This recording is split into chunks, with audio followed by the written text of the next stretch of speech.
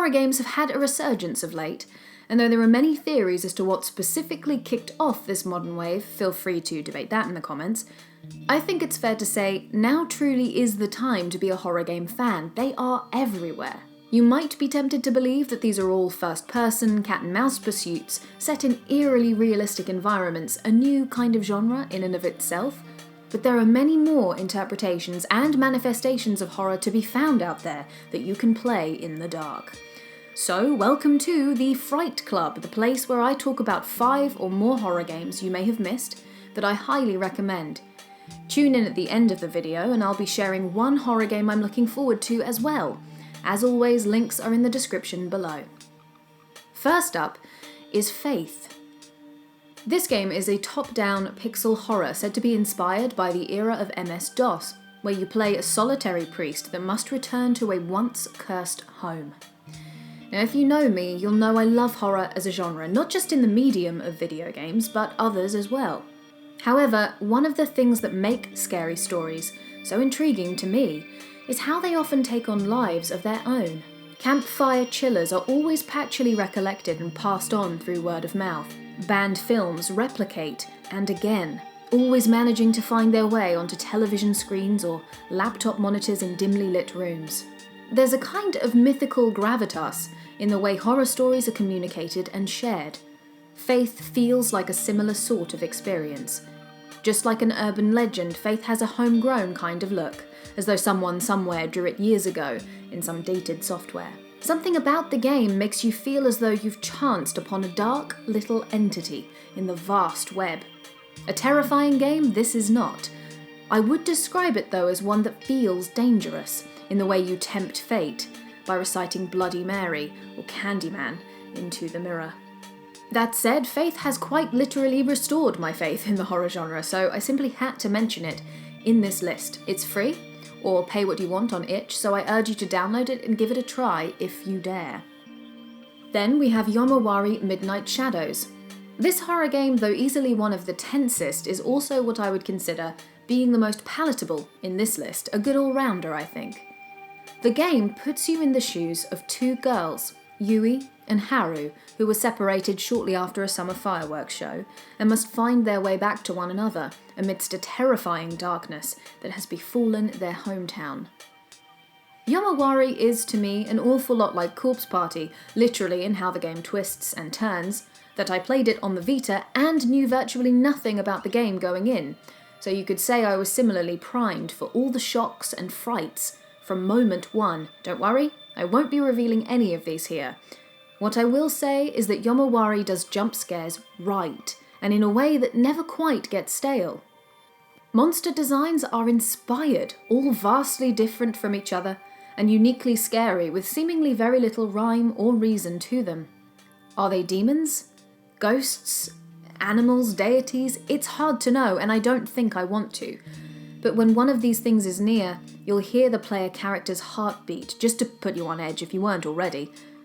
You can try and hide, of course, but the game handily lets you know where the enemy is, via a little shining dot, moving about noisily in the dark, again, just to add to the already nerve-shredding tension. At one point, a monster even found its way into the UI. To summarise, don't let the cutesy style fool you. This game's scares are very creative and highly effective.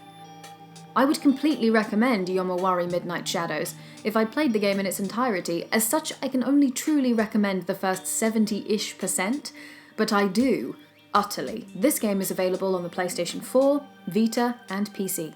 Next is another game you'll find on itch, called Wirewood Daughters. When compared to the other games on this list, I'm not sure if Wirewood Daughters can be classed as a traditional horror game, or a horror game at all for that matter. It's more of a surreal, ghostly kind of experience bordering on the gothic. Described simply as a short story about the faded memory of another place, Wirewood Daughters packs an accomplished sense of mood in under 30 minutes.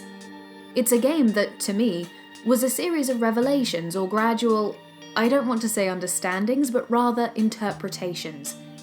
Vague, I know, but so very intriguing, unsettling too. When the game started, I assumed I was a spirit of sorts, which meant the maze-like wood I was roaming might not have been its form in the truest sense of the word.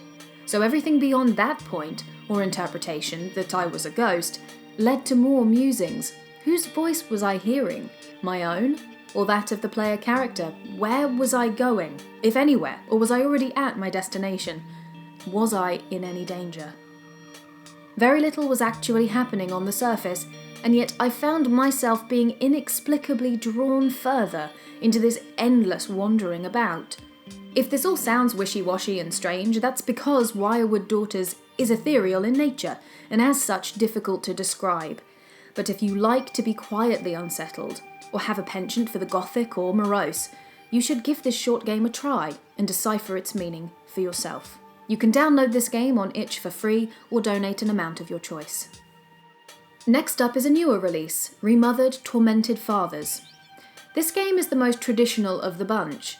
It feels antiquated in all the ways one could imagine, to its strength and detriment both. On the one hand, it has an old sort of heft to it, a decorum, which could be down to its 70s setting, although I think it has a lot more to do with its quietly confident approach to horror. The game could easily brush shoulders with any survival horror games from the early 2000s, arguably the most quote-unquote highbrow period in the genre. On the other hand, some of its systems, as well as movement, can feel a little lethargic, perhaps even dated. In Remothered, players take on the role of 35-year-old Rosemary Reed, who sets out to investigate the elusive Dr. Felton in his sprawling house of horrors.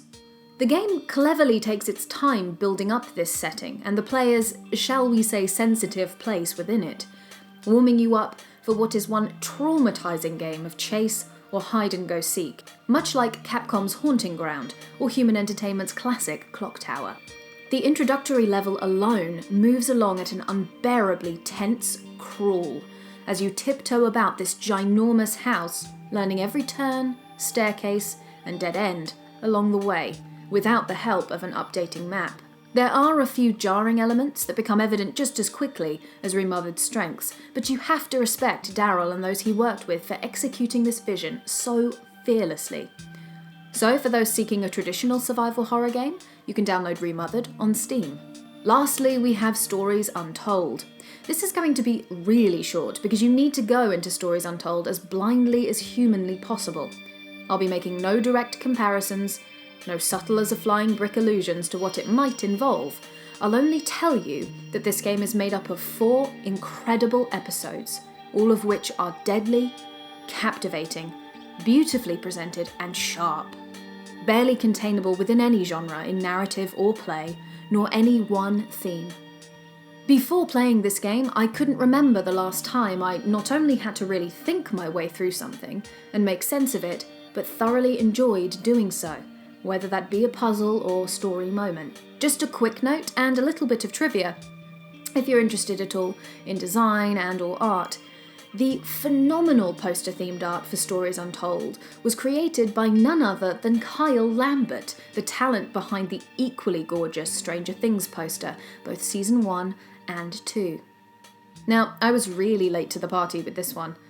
I've been aware of it for about a year, and it was a party. Stories Untold made critical waves upon release, pretty much across the board, and the positive reception is deserved. Play it if you haven't already. You can find it on Steam right now for next to nothing. And as promised, here is one horror game I am most looking forward to. I feel I should begin this segment by revealing that I'm a sucker for transforming houses. With minds and lives of their own, I based an entire university project around this very concept. Oddly specific, I know. So, Sad Square Studios' upcoming horror game debut, Visage, is firmly on my radar. Described as a psychological horror game and spiritual successor to PT, it looks as though this first-person horror will utilise elements of Amnesia: The Dark Descent in play, as well as a stress meter, akin to Eternal Darkness Sanity's Requiem, on the GameCube, which is the kind of balance I can get behind. A number of films appear to have influenced the game too, with Takeshi Shimizu's Grudge series, Kiyoshi Kurosawa's Cairo, and Adrian Lyne's Jacob's Ladder coming to my mind personally. Thanks to a very successful Kickstarter campaign, the game will be made available on PC, PlayStation 4 with VR support, and Xbox One. A release date has yet to be announced, but updates drop monthly over on the Kickstarter page. I, for one, can't wait to play Visage, especially since all news on Allison Road has seemingly gone dark. So there we have it, a list of 5 horror games you might have missed that I highly recommend. Feel free to leave your comments about these games or your own recommendations in the comment section below, or on Facebook or Twitter. I try to read and respond to as many comments as I can. Thank you for watching, and I will see you all in my next video.